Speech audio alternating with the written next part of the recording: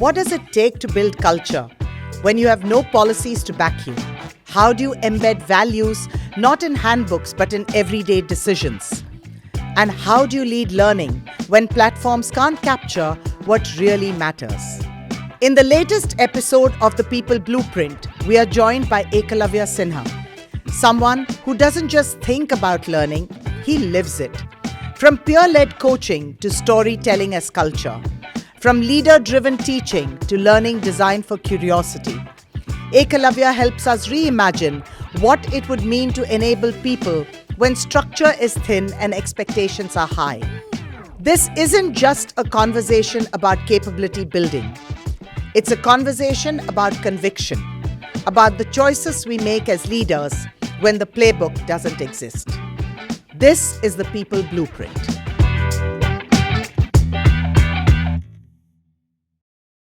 Welcome to the People Blueprint, where we unpack the future of work through the lens of learning, leadership, and people strategy.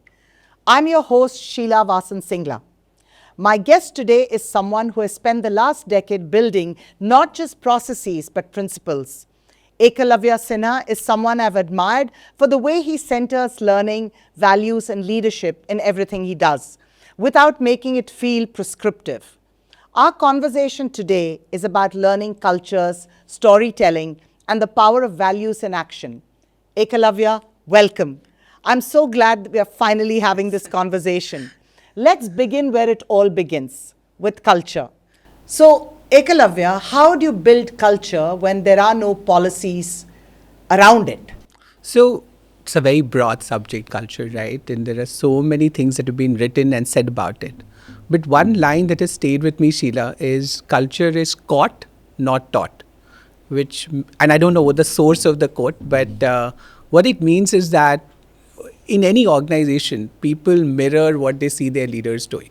So they see, leaders collaborating, they would collaborate as well. It's not about the words that they follow the behaviors, right? And therefore, I believe that you build culture through choices, especially difficult choices.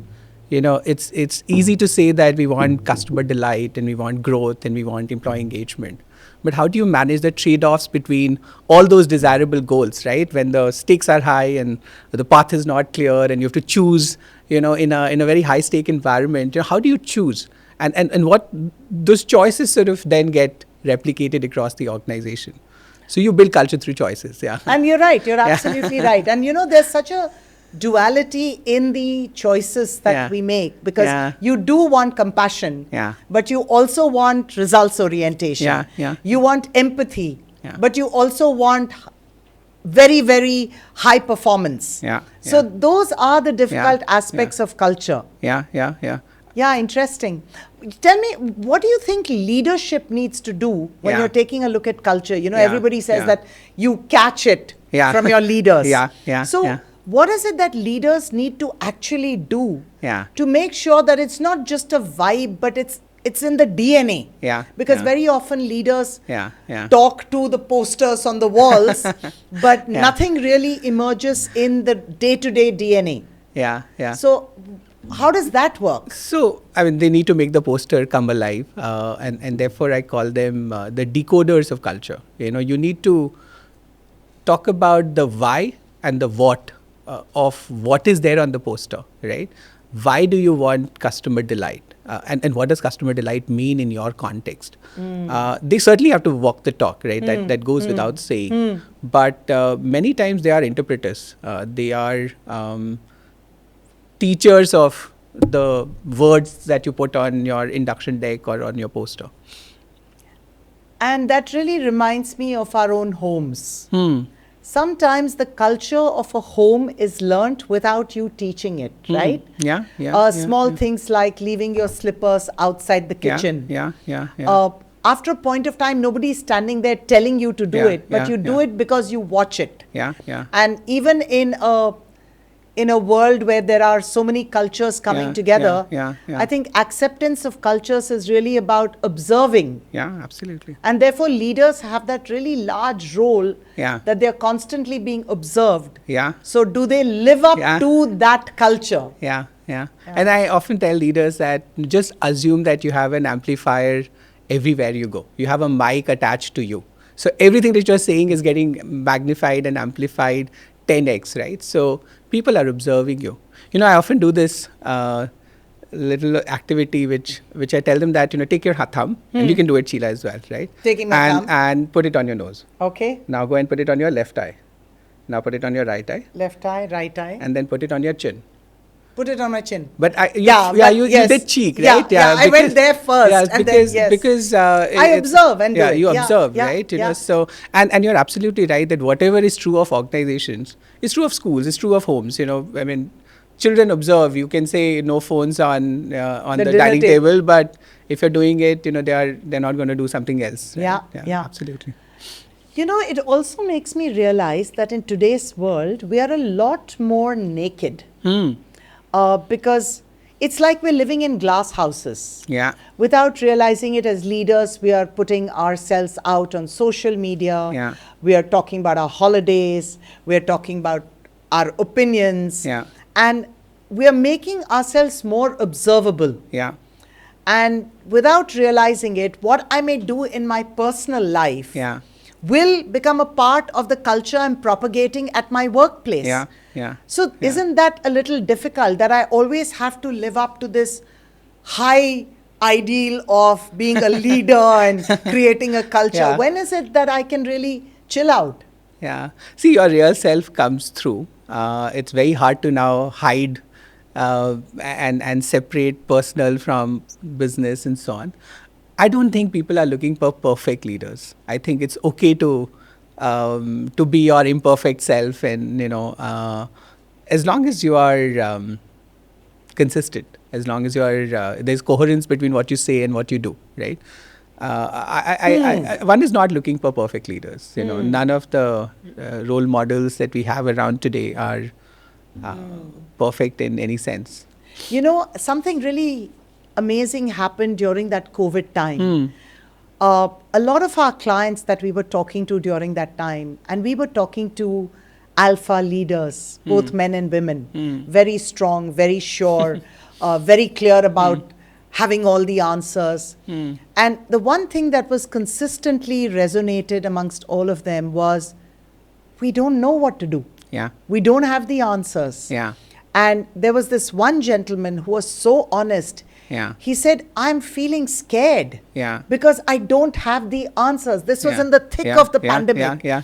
And after a few months, when I spoke to him and I said, so how's it? Have you settled down now? Is it kind of coming together? Yeah. He said, I've realized that going to my team and saying I don't know it all has actually made them trust you more. Easy with me. They've trusted me more. There's a lot more collaboration. And this is to the point you made that people don't want perfect leaders anymore. But that congruence between what you say and what you do is critical. Absolutely. Because if there is a dissonance in that, people see it very, very clearly for what it is. Tell me something, Eklavya. In your experience, how do you know that a culture is alive and off the walls and it's really alive and it's shaping decisions, it's shaping action, it's shaping behavior? What are the indicators that tell you, oh, it's working? So I have a very simple thumb rule. Okay. I feel, when I go to an organization and I see the frontline employees talking about the culture, living the culture, experiencing the culture, you know that this organization has managed to percolate the culture down the line. And I'll give you a story from my own life. So 12 years back, when we were looking for a school for my son in Gurgaon, we went to many schools. And we would go and say, we want to take a school tour because we want to see what kind of infrastructure do you have. And most schools just shooed us away. They said, what? School tour, here is a brochure, there are some pictures here, and that should suffice. Why do we want to see our labs in football grounds? So we couldn't manage a school tour in many schools in Gurgaon. Okay. But we went to another one, and it was Sunday evening and the school was closed, no one was there, and the guard said, no one is here, but I can give you a tour if you're okay with that, and I can show you around, and I have the keys to everywhere.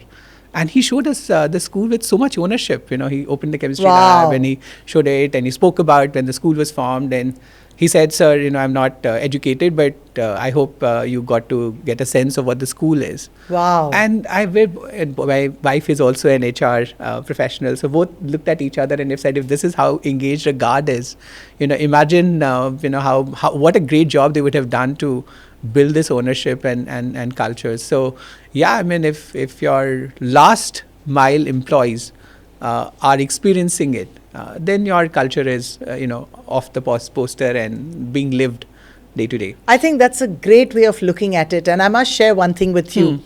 When we go to meet a new client, we also take a look at, is this a client that we would want to work with? Is there zing in this client? Are they nice people? And you know what we look at? We look at two things. We look at how the reception and the security guard are. If they are looking harried and worried and hassled, then we're like, But if they're happy and they're excited to see you, then we say, obviously something's working well here. And the second thing we look at are the cleanliness of the toilets. Because if the toilets are spotlessly clean, then you know that there is somebody worried about the people who work in that office. No, but you're right. If it's gone to the last person, then you know it is alive. If I could ask you something, Sheila, you've been running Chrysalis for almost 30 years now. Has the culture mostly been the same, or has it changed over time as the external environment has changed? It's so interesting you're saying this. So we formed our values sometime in 2003 or 4. And it's remained unchanged. Wow. And it sounds very simple. But I think it has helped us make all the right decisions. Nice. It's helped us through times which were very, very, very tough. As a small organization, as an entrepreneurial organization, which didn't have funding or didn't have deep pockets, we've survived 30 years because of our value system and our culture. So you're absolutely right, Eklavya, when you've said that culture has to be caught, and it's got to be caught from leaders, which brings me to something that you have consistently championed, which is leaders as teachers. Tell me more about why this is so critical, and why do you feel that leaders from within the organization are the true people to lead an entire organization's people forward? Yes, I am a big believer of leaders being teachers, Sheila, and I remember Amrish talking about this point in the last podcast, that context matters far more than content. So what leaders bring to the table is context. They bring credibility to learning. They bring nuance to learning, which is very hard to get from outside. I have nothing against external experts and facilitators. Thank God for that. I'm myself in that profession, but what external experts bring are tools, frameworks, ways of thinking. And I think what leaders complement is through context. And there are several models I've seen work, Sheila, and if you allow, I would like to go into a little more detail on some models that I've seen work in my experience. So one is, of course, as sponsors and providing input into the design, but that's hygiene. That's the bare minimum that leaders should do. But I have very successfully used leaders as role players, and in my experience, I've seen that even with very little brief, they are able to really bring the contextual knowledge to a role play and make it real for the participants. And I've been on the other side as well. So as a participant, I've managed to practice my client management skills, my people management skills with senior leaders sitting on the other side as role players. So that's one. The second is co-faculty, and in co-facilitation, I've sometimes done a jugalbandi between external experts coming and teaching a framework, and then the internal leader coming and talking about examples and scenarios and context. I've also done panels either before or after to just situate the learning in the organizational context. And finally, leaders as coaches and mentors. And there was one organization where we were really trying hard to teach our sales folks how to talk to dealers and get them to upsell and cross sell and so on. And what we realized is that nobody can do a better job than senior sales leaders. So we actually pulled some regional sales managers out of their day jobs, and these were some of the best performing sales leaders. It was difficult to pull them out. We made a case to the CEO that if we just pull them out for 6 months and get them to shadow other sales professionals in the region, the effect would be many times multiplied. And that actually was the case. These sales coaches, as we call them, went to the market with other ASMs and RSMs, observed what they were doing, gave them feedback, helped them debrief, shadowed them in review meetings. And the power of that, I always say that there is no substitute to lived experience. That's true. Yeah. That's true. And I think, especially in today's world, where organizations and systems are in such a flux because of the rate of change, I think the concept of involving a leader into any learning journey of any kind, whether it's a classroom, whether it's a mentoring program, whether it is just a fireside chat, I think becomes very, very powerful. Yeah. Because only leaders understand their business the best. Yeah. And given this constant flux, they're able to calibrate very quickly, saying, okay, this is why we are doing what we are doing. Yeah. Would you agree? Absolutely. And they also bring some level of seriousness to the to learning. I think employees start to perceive learning as something critical to the business and core to the business, not something you do when you have free time on the side. And when they see that the senior leaders are taking out time, there are 3 senior leaders who've come and are spending their time and investing their time being a role player and being a panelist. They understand that it's important. Absolutely. Now, Eklavya, I have a question for you here. What do you think shifts when a leader stops being a sponsor of a training program, learning journey, learning intervention? What happens when they stop being sponsors and start becoming its teachers? Yeah. I think what shifts is that the learning becomes more real. The learning becomes more situated in the organizational context, and the learning becomes a business imperative and not just something that HR is doing because they have a learning budget to exhaust. The employees get the message that this is important, important from a business perspective. Otherwise, why would I get business leaders coming in and as teachers, right? So they understand the seriousness of it. It becomes aspirational, and leaders get to learn from a different perspective. You really learn when employees ask you questions, and it sometimes reveals gaps in your own knowledge. I say that sometimes we have these delusions about our knowledge, right? We feel that sitting in our cabins, we know everything, till we go and meet the employees and they ask us questions and okay, I didn't think of it from that perspective. Right? And maybe all of us need to be better learners of our own organization.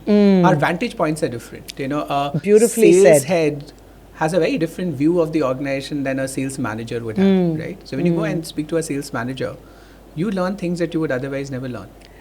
So beautifully said. We had a guest earlier on our podcast who said the same thing. They said that as you become more senior in the organization, your understanding of what happens at the ground level gets very dissipated. Yeah. You don't have a clear vision of what's happening. Yeah. And what I'm hearing you saying is a bit of an echo of that, saying that when you become a teacher, it gives you an opportunity to get these different vantage points, which otherwise you may not even consider. Yeah, absolutely. Beautifully said. Yeah. Eklavya, can you give me an example of when you use this approach and what is the value that it unlocked?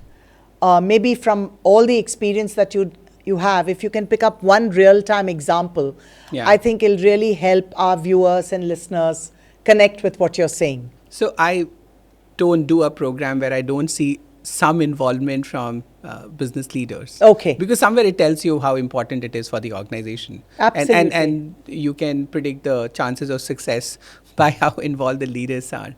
Having said that, there was one workshop where it was a new group of senior leaders, and I really wanted them to open up. And I typically do this through big talk questions, as I call them. Not very invasive, intimate questions, but things like, where did you grow up? How did that shape you? How many siblings you have, and so on. Now, they didn't know me. They didn't know each other. And I wasn't sure if they would open up. So I requested the CEO to come in and share some personal stories from his life and answer some of those questions that I had on this slide. And CEO was very, gracious, and he came in and he shared some really deeply personal stories that nobody had ever heard from the CEO, and it just changed the vibe of the classroom. If the CEO could be vulnerable, and if the CEO could talk about his childhood and his parents and his hobbies, suddenly it created space for sharing that I would not have been able to create coming from outside. And that is so powerful, because this entire concept of storytelling is how human beings have always learned traditionally. Absolutely. So let's talk a little more about storytelling. We live in a world full of dashboards and data. And storytelling is still one of the most potent ways that an organization can use to shape culture and transfer values. It is also one of the most underutilized or undervalued tools of leadership. Tell me, when you take a look at storytelling, and you are a champion again of storytelling, as much as you are of leaders being teachers, you also believe a lot in the power of storytelling. Can you tell me, how is it that stories can be used as the glue that binds the culture of an organization together? When I think about history of learning and try and go back thousands and thousands of years, the image that comes to my mind is just people huddled around fire and exchanging stories. That was how learning and how values cascaded from one generation to another. So you're absolutely right. Stories are the glue that holds the organization together, brings the values alive, adds that emotional hook to the word salad that you can put on the poster, right? Otherwise, I love that word, the word salad. I use it so often. So, I used to work for an organization where on day one, I got a book. You can't buy this book from outside, because on the very first page it says that this book is only for the employees and not to be shared with anyone who's not an employee. And as I flipped through the pages, it was all about what the values were, why were those values there, what are some examples of values being lived, and also what are some examples of values not being lived, and which is why the book is not available outside, because the stories of failures and mistakes as well, and it did shape my decisions as an employee when I worked there, because that then became like my reference document, so to say. And so much of language that I used would just come from the book. For example, you wouldn't call a project a project. You would call a project a study. Now, these are very minor nuances, but it tells you that the approach is research and analytics, and not deadline driven. Not deadline, and not creating any PowerPoint slides and so on, right? So I think it did shape my behavior. Those stories that I read in that book. Not saying that all organizations should have books of their own, but even simple things like, I'll give you another example. There is another FMCG organization that has a bazaar day concept. Okay. So what that means is that if you are in a non-frontline sales role, you just shut your laptop for one day in a month and you go out and you meet dealers, you meet sales guys, you meet customers, you observe, you make notes, and you come back, and it shapes you on what you observe. But what they don't do, and this is a suggestion that I'm making to organizations, is that if there was a way to capture the stories that people are observing, if there was a way to record what you're seeing, an easier way, you can't make it too complicated for the employees as well. And then you could have an AI tool just going through all the stories and picking up the 10 best ones and sharing that with the larger group. Wouldn't that be very powerful? I think for me, stories have always been more powerful than a program. Yeah. Which talks about culture, values, or the way we do things in a particular organization. Yeah. But in my experience, when I work with organizations, I struggle to find a repository of stories. Yeah.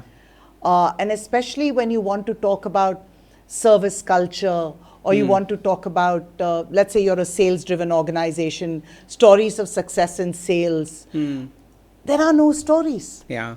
Organizations are not capturing these stories. Yeah. And what they don't realize is that if you were to liken an organization to a civilization, imagine if a civilization had no stories. Yeah. What would it be? Yeah. The same way organizations, if they don't have stories, Yeah. then what do they have? Yeah. So- and there's another problem with that. Many times we had stories, but those stories were so sanitized, right? In consulting, you would say this was the situation, this is what we did, and this was the outcome, right? And when you went through the stories, you would feel that everything was so Hunky-dory, tickety-boo. and everything flowed smoothly from step 1 to step 2 to step 5. But there is that's not how life works, and I used to always say some bit of rawness, some bit of employees' voices, and would add more credibility to those stories. Otherwise they look very sterile. They don't move you as a person. And that's my next question Yeah. to you. Yeah. Very often when you see stories being talked about or narrated or even converted into little movies and films, it sounds like it's internal PR. We're doing this and telling people how cool we are, how nice we are, how honorable we are, how noble we are. Yeah. How do you avoid that from happening? You got to shift from just disseminating stories to collecting stories, right? Your job is not to create 10 stories in the head office and then cascade all those 10 stories to everyone. How can you get 1,000 stories from the field? And therefore you should get your employees to reflect on how they are experiencing values. What are the stories there? And in their voice, in the rawness that I spoke about, there will be more learning there. I read something very interesting which stayed with me, and this is from the founder of Spanx. She apparently realized that her company was not experimenting enough. Yeah. They were very wary of making mistakes. Yeah. And everybody was like guarded. They didn't want to do anything where they'd make a mistake. And she decided to have an oops meeting. An oops meeting is where you come in and you have to highlight a mistake that you've made and what you've learned out of it. So cool. And I thought, it was so cool. I thought, what a cool way of being. Yeah. That, you actually say, let's talk about the mistakes we made. Yeah. And what do we learn out of it? How do we ensure it doesn't happen again? Yeah. Now, you tell me, in your experience, have you ever seen a story, a single story, Okay. create a difference in the culture or embed the values so deeply that this becomes like a hallmark story of the organization? Have you seen that actually happening in real life? So one that comes to my mind is from the QSR industry. I was talking to the CEO and he shared that during Christmas and New Year, they just get inundated with orders. QSR would mean quick service restaurants. Yeah. This employees were getting overwhelmed with the number of orders that you would get on 24th evening and 31st evening, and he saw that happen. So one year he decided that the senior leaders, him included, would just go to a store and help the frontline employees. Actually, service orders, take orders, deliver orders, and he said we obviously were not able to help all the stores in all the locations. But just the messaging behind, we are in this together. The optics of the senior leaders delivering orders and taking orders and standing, with their frontline employees was very powerful. And what I understand is that they've continued it year on year and it has stuck. Yeah. And that is a very interesting observation that you're kind of igniting in my mind. That storytelling is not just about a leader standing up and telling a story. It could be about a story that goes viral. because it is done in such a grand manner. Yeah. And I don't mean grand as in with bling and all, Yeah. but it's done so intentionally and so obviously Yeah. that it becomes a part of the folklore Yeah. of the organization. Yeah. There is a very famous viral story of a Zappos customer executive doing a 9 to 10 hours call. Because somebody called and just wanted to speak, and they believe in not cutting off the customer and listening to the customer and customer delight and so on. The colleagues had to get food and water for this individual, and somebody sort of sat for some time when the person had to take a bio break and so on. And that was the longest customer service call ever. And that's a part of the folklore now, that we do not believe in Cutting call it. times and cutting it and saying the person was lonely and wanted to talk to someone, and the person just provided that support. And I think stories then also make it easy for you to take a decision. Yeah. Because you've heard a story and it's Yeah. told you Yeah. what's the right way to be. Yeah, yeah. And therefore you're able to take that decision. Yeah. You know, Eklavya, it's a messy world we're living in. Yeah. Multi-generational workforces, different value systems at play. And in this kind of world, teaching values through storytelling is really very, very powerful. Now, my question to you is, when you're teaching values, and I'd like to focus a little on that, it is so easy to teach values in a world where there are whites and blacks. But it's in the gray spaces that values become very difficult to play out. Yeah.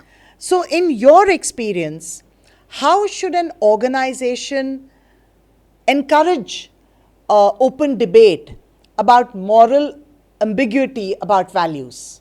Should I do this in this situation? Is it okay? So taking a kickback, of course, is bad. Yeah. But I have a child in hospital and I need 30 lakhs for a liver transplant. Then what do I do? Then the gray becomes so overpowering that you don't see the black and white. So in your experience, how do you really teach values in this messy world? So I agree that these ambiguous situations where stakes are high and there's no one clear answer is absolutely the right way to teach values and talk about values. More than figuring out what the right answer is, I think the focus is on generating debate and figuring out ways of thinking about these topics. So what companies should not do is to make it a yes, no, or multiple choice question, or what is the right answer, and but make it more about creating space for reflection and creating space for discussions, and going back to principles, and not that it solves all situations in your life, but I feel that if you have done things with good intent and you followed a certain process, which includes seeking help. Most of the times in my case, I feel that I may not know the answer, but someone else in the organization may. And the best thing I could do in this ambiguous situation is seek help and seek advice and seek counseling. And I put my dilemma on the table, I seek advice, and then I take decisions in the best interest of the organization. So, there's no easy answer to this, but you create trade-offs, and you mine your organization for these situations that people face on a day-to-day basis, and bring that to the classroom. And that is where your leaders as teachers become such an important conduit for this kind of learning. Yeah. Because these would be dilemmas and moral choices that a variety of people have faced down the ages. Yeah. And I've always seen that the moment you have a situation like this, and especially coming from a leader who says, you know what, we had a client who's very profitable, was creating a lot of disengagement for the team. Now, what would you do in a situation like this?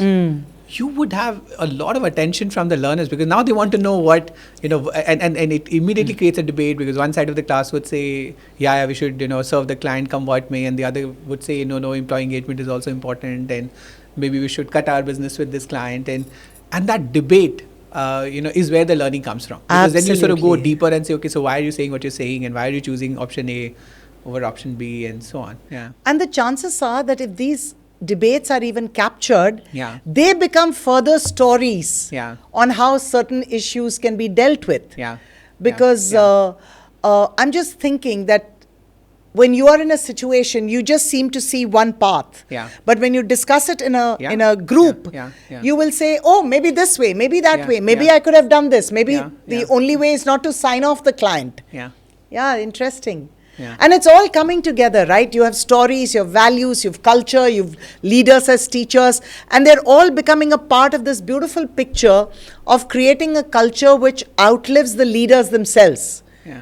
Because, please. Because of the discussion element that you spoke about, this is where flipping the classroom comes in. Because the classrooms are now spaces for discussions. Classroom is where you go to reflect and you go to discuss and you get to learn from other people's experiences. If you have to learn theory, if you have to learn just a concept or a model, you could pretty much do it on your own. I could send you a PDF, I could send you a video, I could send you an e-learning module, and you could come to the classroom absolutely prepped with whatever conceptual framework we are going to discuss. Yeah. The what in learning Yeah. is no longer unique anymore Yeah. because there's so many ways to learn the what. Yeah, yeah. But the how of that learning Yeah, is yeah. really something that Yeah. even we at Chrysalis believe in. Yeah. Because people are intelligent. It's easy to get to the what. Yeah. But the how is what we struggle with. And Absolutely. the how, especially in a particular organization. Yeah. Yeah. What yeah. works in one organization Yeah. may not work for the other. Yeah. Because there are certain cultures in organizations which have been so deep rooted and they've outlived the leaders who built the organization. Yeah. Yeah. And then you realize that, oh, now this culture has really become a part of the DNA. And I'm sure you relate to that as well, right? Absolutely. So, Eklavya, let's do a little shift. We've been talking about values and culture and leaders and teachers. But I want to talk about now learning itself and how learning can happen beyond platforms. We are living in a world that's highly multi-generational, even at the workplace. And what I see very often is that different generations learn in different ways. Someone of my generation will learn in very structured, stepwise format. Somebody may be of Gen Z, somebody from Gen Z will learn in a very flexible, very unstructured, very in the flow of work kind of learning. So my question to you is, how do you really design a learning architecture for these different generations while holding the culture the same, while holding the values the same, but the ways of learning are changing? So how do you manage that? So instead of focusing on tracking learning, our focus needs to shift to enabling learning, making learning happen, then really figuring out how much of it is happening on which platform. And there is a balance here between the structure and the formal learning and the informal and in the flow learning. And Josh Burson puts it beautifully. He calls it the macro learning events and the micro learning events. So the macro learning events are the ones where it's event based, it's on your LMS, it's something that you put your tools, frameworks, expertise in. And the micro learning is in the flow of work, short bursts, job aids, quick mentoring, tools that you can use to immediately solve the problem that you're dealing with. And learning and development has to combine the two. It has to be everything for everyone. As they say, if you build it, they'll come. So if you build the right platforms and tools and the job aids and the learning communities and community of practice, people would find their fit. Not Absolutely. everyone would learn in the same way, but they would use what works for them. And this also links back to the kind of culture you're going to build, right? Because you do want a culture where learning is self-directed, self-motivated. You don't want it to become a mandate where you're holding a gun over somebody's head and saying, you better make it for the learning classroom. Yeah. And I think you're right, because if you make it available in as many forms as possible, Yeah. and it's there for people to see, they will absorb what they want. Yeah. I think you put it very beautifully. Instead of tracking, the question we should be asking is, are we enabling? Yeah. And I think a lot of effort will need to go into what is the contextualization of what is on the different platforms and not what platforms they are. Yeah. I think I really liked your point about enablement and not just tracking. Yeah. Sometimes as learning professionals, we get caught into this, let me track what everybody is doing. Yeah. And not, am I really enabling learning? And I also liked what you said about not making everything mandatory. That's the quickest way to, extract all fun out of learning. When you start sort of pushing things and getting your CEOs to write a mail to everyone saying you'll be tracked on completing this module, you are making sure that, you've taken the agency out of people. But here I'm going to do a little bit of a pushback. Yeah. Sometimes as an organization, you're trying to build a very critical capability Yeah. in your organization bank. Yeah. At that point of time, it becomes mandatory. Yeah. But I don't think it should mean that mandatory is not equal to fun. Yeah. Yeah. And when we were talking earlier, you had Yeah. some very cool ideas of what you did, Yeah. where you did micro events, you did a gamified version, which was easy to do, Yeah. but was fun to do, and Yeah. it backed up the formal requirement of saying this capability has to be learned. Yeah. Yeah. So tell me a little more, not me, I do know about it, but please do tell our viewers and listeners about it. Yeah, so I agree with you that there is a space for mandatory training as well. You do need compliance trainings, you do need code of conduct, you do need, if you're in consulting, you do need project management training. But these can also be made fun. You don't have to have boring, click next kind of e-learning module on compliance, which just bores the hell out of everyone. Even compliance training can be fun, right? So what I had done was, for 25 weeks, I had sent a learning challenge every week to my employees, encouraging them to explore as many avenues of learning as possible. And these were really short ones, did not take too much of investment. Like just go and have a networking lunch with somebody and get to know about the function or their role. Or just watch a video and share it with others on what did you learn from that. Do a strengths assessment and share your strengths with your colleagues and very small things like those. And to my point on leaders as teachers, the only request I had from my CEO was not to send any emails pushing people to do it. I said, just do it yourself and share with others that you've done it, right? And so the only commitment I had asked from my CEO was at least do 10 of them. You can't do 25, I can understand, but at least do some and talk about those. And he said, I will do it. And he committed, and therefore I launched it. And he was kind enough to lead by example. So he himself did some strengths assessment. He himself did some amazing videos. And that again links back to culture being caught, not taught. Yeah. Because if your leader's doing it and talking about it, chances are you'll do it as well. He made it cool. He made it aspirational, as I said. Yeah. Eklavya, it's been such an interesting conversation with you because I'm seeing so many different aspects that we spoke about really coming and coalescing into one whole, that we are responsible as leaders to uphold the culture, to act as teachers, to make sure we're collecting and sharing stories that really reflect the values of the organization, which will help us navigate these very, very ambiguous times in our life. And the fact that learning should be beyond just one form or one platform. Yeah. We should really be experimenting with the kind of platforms that exist depending on the kind of propensity that people have to absorb this. Yeah. Eklavya, such a pleasure having you on the People Blueprint. Thank you for making time. I know you're really busy at this point of time, and to take this chunk of time out to be with us is really special. I think this conversation is one that I will treasure because it has resonated with me at so many levels. I can't thank you enough. Thank you so much, Sheila. And I love the way you're celebrating 30 years of Chrysalis. There couldn't be a better way than to give back to the community we are all a part of. Thank you. Very happy to be here, and all the best. Thank you. Thank you. From teaching without titles to leading without playbooks, today's conversation with Eklavya reminds us that culture is not what's written, it's what's remembered, repeated, and reinforced. That learning is not a department, it's a way of showing up. And that values aren't taught, they're told through stories, decisions, and the little choices we make every day. To our listeners, if today's conversation helped you make the connections between leadership, culture, stories, and values, share it with a peer, a manager, or a team that's ready for the next level. Follow the People Blueprint on LinkedIn, Spotify, and YouTube. Until next time, stay curious and get future ready.